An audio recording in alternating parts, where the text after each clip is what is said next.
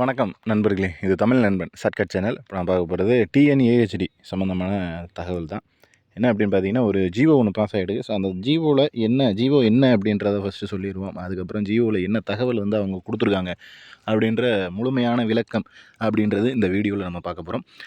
First வந்து பார்த்தீங்க அப்படின்னா, கால்நடை பராமரிப்பு துறைன்னு போட்டு இந்த லெட்ரு மேலே ஸ்டார்ட் ஆகுது. அனுப்புனர், பெறுநர் இது எல்லாமே ஜஸ்ட்டு வந்து அவங்க கொடுத்துருக்காங்க. ஸோ இந்த பொருள் அப்படின்னு கொடுத்துருக்காங்களே, அதுதான் நமக்கு முக்கியம். கால்நடை பராமரிப்புத்துறை 6818 தற்காலிக பணியிடங்களுக்கு இந்த தேதியிலிருந்து இந்த தேதி வரை 6 மாதங்களுக்கு ஊதிய சான்று வழங்குதல் தொடர்பாக, அதாவது இது தொடர்பாக அனுப்புகிறாங்க. பட் இதில் இன்னும் நிறைய தகவல் அப்படின்றது இன்க்ளூட் பண்ணியிருக்காங்க. ஸோ அதை தான் நம்ம வந்து பார்க்க போகிறோம். ஸோ மெயினான கான்செப்ட்டு 6 மாதத்துக்கு ஊதியம், அதுக்கு தான். பட் அதுலேயும் இந்த காலி பணியிடம், வேக்கன்சி ஃபில்லப் பண்ணுறது, அதில் எல்லாமே மென்ஷன் ஆகுது. ஸோ பார்வை 1 அப்படின்னு போட்டு எண் 186 கால்நடை பராமரிப்பு, பால்வளம் மற்றும் மீன்வளம் துறை நாள் போட்டு கொடுத்துருக்காங்க. அடுத்து கால்நடை பராமரிப்பு பார்வை 2ல் கால்நடை பராமரிப்பு. ஏன் இதை படிக்கிறோம் அப்படின்னா, கீழே வந்து உங்களுக்கு பார்வை 1ல் கண்டவாறு, பார்வை 2ல் கண்டவாறுன்னு தான் கொடுத்துருப்பாங்க. ஸோ அதனால் புரியாது. அதுக்காக இது ஒரு வாட்டி வாசிச்சிட்டோம் அப்படின்னா உங்களுக்கு ஓகே, இதுதான் வந்து அங்கே கீழே சொல்லியிருக்காங்க அப்படின்றது வந்து உங்களுக்கு தெரிய வரும். ஸோ அதுக்காக தான் வந்து நேராக பார்வை 1 பார்வை 2 அப்படின்ட்டு போயிட்டோம்னா கண்டிப்பாக ஒன்றுமே புரியாது. மருத்துவ பணிகள் மற்றும் ஆணையர் அலுவலக கடிதம் எண்ணுன்னு போட்டு 2 எண்ணு ஒரு நாள் கொடுத்துருக்காங்க. அடுத்து வந்து அரசு கடிதம், கால்நடை பராமரிப்பு, பால்வளம் மற்றும் மீன்வள நலத்துறை, அதுக்கு டேட்டு. அரசு கடிதம் கால்நடை பராமரிப்பு சேம் அதே டேட்டு. கால்நடை அரசு கடிதம் பால்வளம் மீன்வளம் எல்லாத்துக்குமே அதே தான். கிட்டத்தட்ட பார்த்தீங்கன்னா 11 வரையும் வரும், 10 வரையும் வரும். ஆமாம், 9 வரையும் இருக்குது. அதில் ஃபைல்னு ஒன்று கொடுத்துருக்காங்க, சேம் அதே இதுக்கு தான். அடுத்து அரசாணை எண் 436 வேளாண்மை துறை, அது சம்மந்தமாக இருக்குது. அடுத்து இயக்குனர் கால்நடை பராமரிப்பு மற்றும் மருத்துவ பணிகள், இங்கே மேலே கொடுத்துருக்காங்க பாருங்கள். அடுத்து கொடுத்துருக்காங்க பாருங்கள், பார்வை 1ல் காணும் அரசாணையில் கால்நடை பராமரிப்பு துறையில் உள்ள 6984 தற்காலிக பணியிடங்களில் 2 ஆண்டுகளுக்கு மேல் காலியாக உள்ள 166 பணியிடங்கள் நீங்களாக 1618 தற்காலிக பணியிடங்களுக்கு 2019 முதல் 21 முடிய ஒருங்கிணைந்த தொடராணை வழங்கி அரசால் ஆணை வெளியிடப்பட்டது. அதாவது தொடராணை மீன்ஸ் தற்காலிக பணியிடங்களை நீட்டிப்பு செய்கிறாங்க, அவ்வளோதானே தவிர இதில் வேறு ஒன்றும் இல்லை. அடுத்து மேலே பார்வை 2 முதல் 10 வரை கண்டுள்ள கடிதங்களில் ஜனவரி 22 முதல் டிசம்பர் 24 வரை ஊதிய சான்று வழங்கப்பட்டுள்ளது.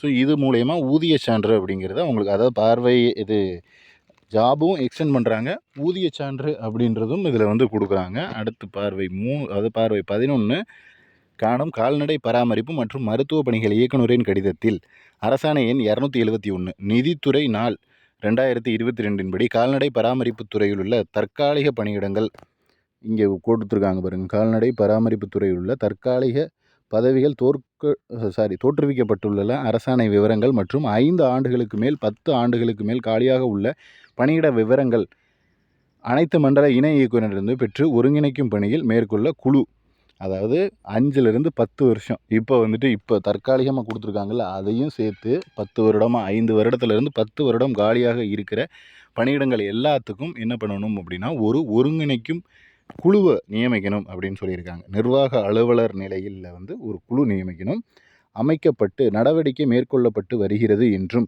இப்பணியினை நிறைவு செய்து முழு வடிவிலான அறிக்கையினை தயார் செய்து விரைவில் அரசுக்கு அனுப்பி வைக்க வேண்டும் என்று தெரிவித்துள்ளார் அப்படின்னு சொல்லியிருக்காங்க. அதாவது காலி பணியிடங்களோட விவரம் 5 வருஷத்துலேருந்து 10 வருஷத்துக்குள்ளே இருக்கிறத டீட்டெயில்ஸ் எல்லாத்தையும் கேட்டு ஒரு குழு ஃபார்ம் பண்ணி, அந்த குழு மூலிமா எத்தனை பணியிடங்கள் இருக்குது அப்படின்றத ஃபார்ம் பண்ணி அதை வந்து அரசுக்கு ஒரு கடிதம் அப்படின்றத அனுப்பி வைக்க வேணும் அப்படின்ற மாதிரி தெரிவித்திருக்காங்க.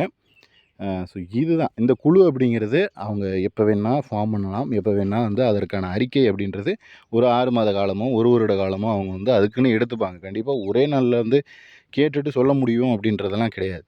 ஸோ கண்டிப்பாக அதுக்கான ஒரு டைம் டியூரேஷன் அப்படின்றது இருக்கும். ஸோ அந்த டைம் டியூரேஷனுக்கு அப்புறம் அவங்க அரசுக்கு வந்து ஒரு குழு பரிந்துரை அப்படின்றது கொடுப்பாங்க. அந்த பரிந்துரையின் பேரில் தான் அரசு நடவடிக்கை அப்படின்றது எடுக்க முடியும். ஏன்னா வந்து அதுக்காக ஒரு குழு அமைக்கிறாங்க, அந்த குழு என்ன சொல்லுதோ அதை வந்து பேஸ் பண்ணி தான் அவங்களோட அடுத்த கட்ட நடவடிக்கை, அடுத்த முடிவு அப்படின்றது வந்து அரசோட முடிவு அப்படின்றது இருக்கும். ஸோ அதனால் மேக்ஸிமம் இந்த குழு அவங்களோட பரிந்துரையை கொடுக்கறதுக்கு மினிமம் எனக்கு தெரிஞ்சு ஒரு 3 மாத காலத்துலேருந்து 6 மாதம் காலம் வரையும் ஆகலாம். ஸோ அது வரைக்கும் நம்ம வெயிட் பண்ணி தான் ஆகணும். அடுத்து என்ன பாயிண்ட் கொடுத்துருக்காங்கன்றதை பார்த்துருவோம். அதுக்கப்புறம் கடைசி அதை பேசியும். மேலும் பார்வை 11 கண்ட அரசாணையில் work shop mechanic, helper, pump house attender, electrician என 4 பணியிடங்கள் ஒரே ஊதிய கட்டில் இருப்பதால் 4 பதவிகளுக்கும் உரிய கால்நடை பெருக்குப்பண்ணை துணை இயக்குனர் அலுவலகத்திற்கு தோற்றுவிக்கப்பட்டுள்ளது என்றும் தெரிவித்துள்ளார். அதாவது இந்த பணியிடங்கள் எல்லாமே ஒரே இடத்துல இருக்குது. அது எல்லாத்துக்கும் அதை தனித்தனியாக ஸ்ப்ளிட் பண்ணி கொடுக்குறோன்றது தான் இங்கே மென்ஷன் பண்ணியிருக்காங்க. மேலும் ஈச்சங்கோட்டை உயிரின கால்நடை பெருக்குப்பண்ணை துணை இயக்குனர் அலுவலகத்தில் உள்ள ஒரு மின்னாளர் பணியிடமானது பார்வை 1 காணும் அரசாணையில் விடுபட்டுள்ளது என்றும் பணியிடத்தையும் சேர்த்து ஊதிய கொடுப்பானை வழங்குமாறும் இந்நிலையில் தற்காலிக பணியிடங்களுக்கு ஊதிய சான்று டிசம்பர் 24, 2024 மாதத்துடன் முடிவடைந்தால் மேற்படி பணியிடங்கள் சேர்ந்து தற்காலிக பணிகளில் பணிபுரியும் பணியாளர்களுக்கு ஊதியம் வழங்கிடும் பொருட்டு அவசரம் மற்றும் அவசியம் கருத்தில் கொண்டு 6819 தற்காலிக பணியிடங்களுக்கு ஊதிய பெற்று வழங்கிட ஜனவரி 25 முதல் ஜூன் 25 வரை 6 மாதங்களுக்கு ஊதிய கொடுப்பானை வழங்குமாறு கால்நடை பராமரிப்பு மற்றும் மருத்துவ பணிகளை இயக்குனர் அரசினை கேட்டுக்கொண்டுள்ளார் அப்படின்னு சொல்லியிருக்காங்க. அதாவது ஊதிய உயர்வு இது சம்மந்தமாக அந்த பாயிண்ட், அதாவது அந்த தற்காலிகமாக வேலை செய்கிறவங்களுக்கு ஊதிய உயர்வு பாயிண்ட்டையும் மென்ஷன் பண்ணியிருக்காங்க. ஸோ எல்லா பாயிண்ட்டுமே இதில் வருது ஒன்றுன்னா. ஸோ நமக்கு தேவை எதுவோ அதை வந்து நம்ம எடுத்துக்க வேண்டியதான். ஓகேங்களா. அடுத்த பாயிண்ட் பார்த்துங்க. கால்நடை பராமரிப்பு மற்றும் மருத்துவ பணிகள் இயக்குனரின் கருத்துருவினை அரசு நன்கு ஆய்வு செய்து தற்காலிக பணியிடங்களுக்கு ஊதிய சான்று டிசம்பர் 24 மாதத்துடன் முடிவடைவதால் பார்வை 1 காணும் அரசாணை வழி பணி நீட்டிப்பு செய்யப்பட்ட கால்நடை பராமரிப்பு துறையில் உள்ள 6818 தற்காலிக பணியிடங்களில் நிரப்பப்பட்ட பணியிடங்களுக்கு மட்டும் இணைப்பில் கண்டுள்ளவாறு ஊதியம் வழங்கும் பொருட்டு ஜனவரி 25 முதல் ஜூன் 25 வரை உள்ள 6 மாதங்களுக்கான ஊதிய பட்டியலினை அப்பட்டியலில் உள்ள ஏனைய விவரங்கள் சரியாக இருக்குமாயின் அதனை அனுமதிக்குமாறு சம்பந்தப்பட்ட கருவூல அலுவலர் வலியுறுத்துகிறார் அப்படின்னு சொல்லியிருக்காங்க. ஸோ இந்த 6 மாதம், அதாவது படிக்கும்போதே உங்களுக்கு தெரியும். ஸோ எல்லாமே கரெக்டாக இருந்துச்சு அப்படின்னா அந்த இதுக்கு வந்து ஊதியத்தை வழங்குற மாதிரி அறிவுறுத்திருக்காங்க.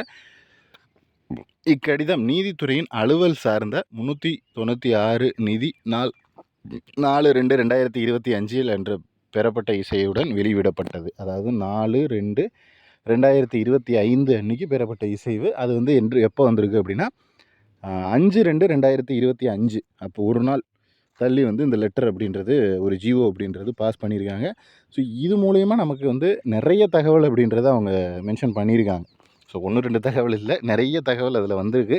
ஸோ ஒரு குழு ஃபார்ம் பண்ண போகிறாங்க. அந்த குழு பரிந்துரையின் பேரில் நமக்கு வந்து எத்தனை பணியிடங்கள் இருக்குது, இந்த 5 வருஷம் 10 வருஷத்தில் 5லேருந்து 10 வருடத்துக்குள்ளே எத்தனை பணியிடங்கள் வந்து பெண்டிங்கில் இருக்குது, ஏன்னா இப்போ அதாவது கடந்த 5 வருடத்துக்கு அப்புறம் வந்து பணியிடத்தை ஃபுல்லப் பண்ணுறதுக்கு, அதாவது 2020க்கு அப்புறம் அந்த பணியிடத்தை ஃபுல்லப் பண்ணுறதுக்கு பதிலாக அவங்க என்ன பண்ண போகிறாங்க அப்படின்னா 2020க்கு முன்னாடி எத்தனை பணியிடங்கள் வந்து காலியாக இருந்துச்சோ அதை வந்து முழு மூச்சில் இது பண்ண போகிறாங்க. ஸோ அதை தான் இவங்க வந்து அங்கே மென்ஷன் பண்ணியிருக்காங்க. ஸோ என்ன சொல்கிறது, இதுக்கப்புறம் வரக்கூடிய நாட்களில் கண்டிப்பாக நமக்கு அடுத்தடுத்த அப்டேட் அப்படின்றது கண்டிப்பாக கூடிய விரைவிலேயே கிடைக்கும். அதே போல் தற்காலிக பணியாளர்களாக பணிபுரிகிற நபர்களுக்கு ஊதியம் அப்படின்றது எந்த ஒரு இடையூறும் இல்லாமல் வந்துடும் அப்படின்றதுக்கான ஒரு அறிகுறி தான் இந்த ஜிஓ அப்படின்றது.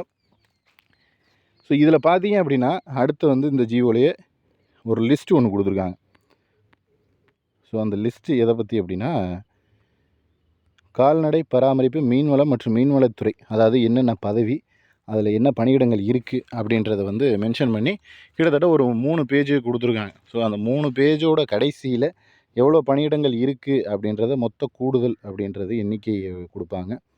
ஸோ அதை பார்த்தோம்னா தெரியும் நமக்கு. அந்த இங்கே கொடுத்துருக்காங்க பாருங்கள், 6818 பணியிடங்கள் அப்படின்றது. ஸோ இது எல்லாத்தையும் சேர்த்து தான் அவங்க வந்து அதில் மென்ஷன் பண்ணியிருக்காங்க. ஓகேங்களா. ஸோ மொத்த பணியிடங்களோட எண்ணிக்கை இதை வந்து இப்படி நமக்கு வந்து ஃபுல்லப் பண்ணுறது இந்த வேகண்டா அப்படின்னா இது கிடையாது. இது வந்து தற்காலிக ஊழியர்களாக பணிபுரிகிறவங்களோட எண்ணிக்கை, அதை வந்து அவங்க மென்ஷன் பண்ணியிருக்காங்க. இவங்களுக்கு தான் ஊதிய உயர்வு கேட்டிருந்தாங்க. ஸோ அதனால் ரெண்டையும் போட்டு கன்ஃபியூஸ் பண்ணிக்காதீங்க. இதுக்கப்புறம் தான் குழு ஃபார்ம் பண்ணணும். ஃபார்ம் பண்ணினதுக்கப்புறம் தான் அவங்க அறிக்கை தயார் பண்ணணும். தயார் பண்ணி சப்மிட் பண்ணணும்.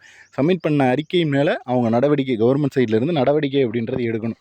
ஸோ இதற்கான ப்ரொசீஜர் அப்படின்றது மினிமம் 6 மாதம் ஆகிடும்.